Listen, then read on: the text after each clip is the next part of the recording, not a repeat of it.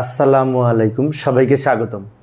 হিসাব বিজ্ঞান বিষয়ের আমরা যখন আর্থিক বিবরণী প্রস্তুত করি, বিশদায় বিবরণী এবং আর্থিক অবস্থার বিবরণী প্রস্তুত করি, সেক্ষেত্রে যদি প্রশ্নে বলা থাকে রেওয়া মিলে দেওয়া আছে মনিহারি খরচ 3000 টাকা, ডেবিট দিকে রেওয়া মিলে দেওয়া আছে, আর সমন্বয়ে বলা আছে অব্যবহৃত মনিহারি 1000 টাকা। তো এই সমন্বয়ের সমাধান কিভাবে করব, তাই না? আচ্ছা, আমি একটা কাজ করি, ছকের মাধ্যমে দেখাই। নিচে আমি এই যে ছোটো করে ছক অঙ্কন করে নিলাম, বিশদায় বিবরণী ছক, বাম দিকে এবং ডান দিকে আর্থিক অবস্থার বিবরণী ছক আমি অঙ্কন করলাম। একসাথে এই রেওয়া মিলের আইটেম আর এই সমন্বয়ের আইটেম কোথায় কোথায় বসবে ভালো করে লক্ষ্য করি। প্রথমত এই বিশদায় বিবরণীতে আমরা যখন পরিচালন ব্যয় লিখব, তার মধ্যে এই মনিহারি খরচ লিখব। মনিহারি খরচ বলে প্রথম ঘরে লিখব 3000 টাকা, রেওয়া মিলে যেটি দেওয়া ছিল সেইটা।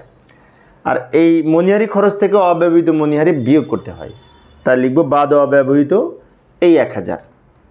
তারপরে এটা থেকে এটা বিয়োগ করে 2000 টাকা এখানে হবে। এটা হলো বিশদায় বিবরণীতে। এইবার আর্থিক অবস্থার বিবরণীতে এই 1000 টাকা যে সমন্বয় ছিল সেইটা বসবে। কোথায় বসবে? এই চলতি সম্পদের মধ্যে। আর্থিক অবস্থার বিবরণীর বিভিন্ন অংশ আছে না, চলতি সম্পদ যেখানে সেখানে লিখব এই অব্যবহৃত মনিহারি বলে এই 1000 টাকা।